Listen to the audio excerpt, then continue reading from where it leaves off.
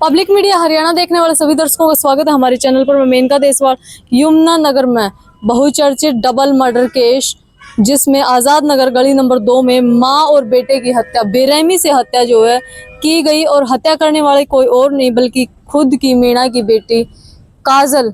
आपको बता दें कि इस मामले में पुलिस ने बहुत ही चौंकाने वाला खुलासा किया है, जिसमें पता लगा है कि काजल समलैंगिक थी, यानी कि उसको लड़कियों में ही इंटरेस्ट था। इस कारण जो वो पहनावा भी लड़कियों जैसा ही रखती थी। इस बात पर आए दिन माँ और भाई उसको टोकते रहते थे, लेकिन काजल को ये पसंद नहीं था।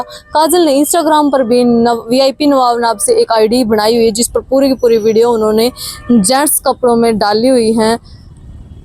हर दिन टोकने से काजल जो है मन में खुंदक पाले हुई थी। वहीं पिछले साल काजल घर से फरार हो गई थी, लेकिन कुछ ही समय बाद वो वापस आ गई थी। माँ और भाई तब से और ज्यादा जो है उससे कटने लगे थे।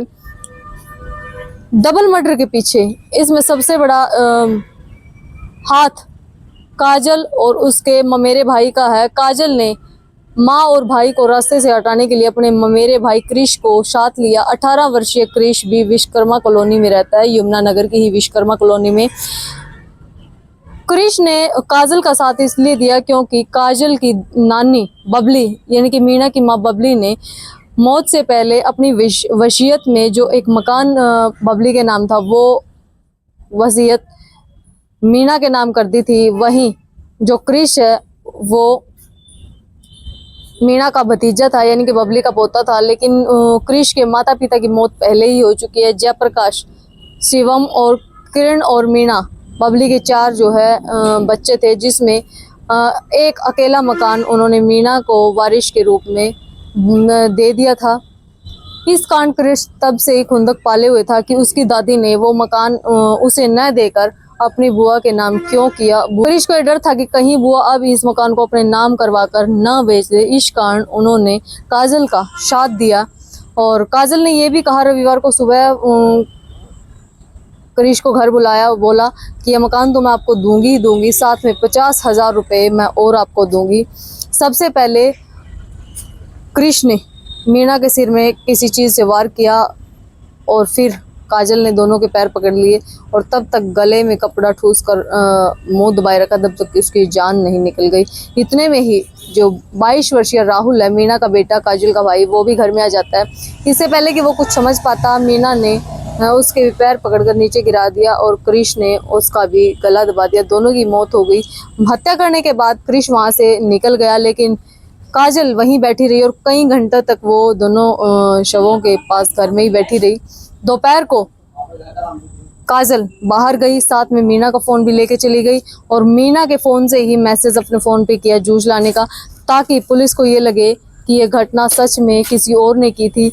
बाहर जाने से पहले उन्होंने घर के पूरे सामान को तहस नहस कर दिया, इधर उधर कर दिया और कुछ सामान जो है गायब भी कर दिया, ताकि पुलिस को यकीन हो जाए कि ये घटना जो है चोरी के इरादे से की गई है।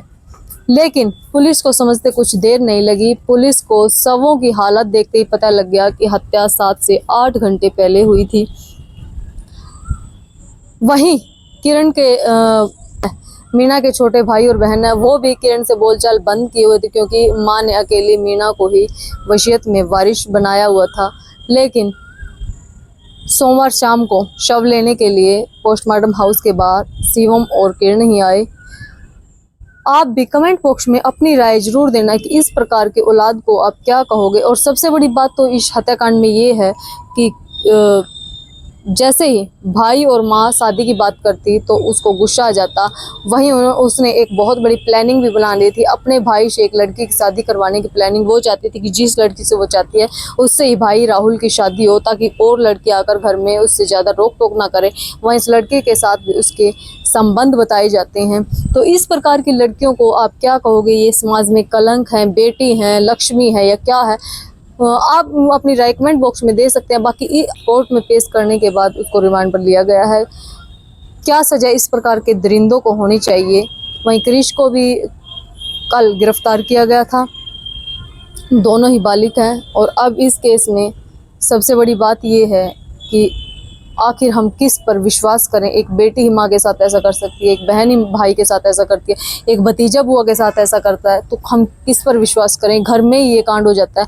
आसपास के लोग भी जब इस घटना का पता चला तो सहमे हुए, डरे हुए हैं, और सब लोगों को लगभग पता था कि ये लड़की समलैंगिक है, लड़कियों से इस प्रकार से रिश्ते बनाती है। इंस्टाग्राम पर भी आईडी है उनकी, उसमें साफ तौर पर देखा जा सकता है कि उसका पहनावा, उसका चाल चलन। मैं उम्मीद का देश वाला, आप देख रहे हो पब्लिक मीडिया हरियाणा। जय हिंद, जय हरियाणा।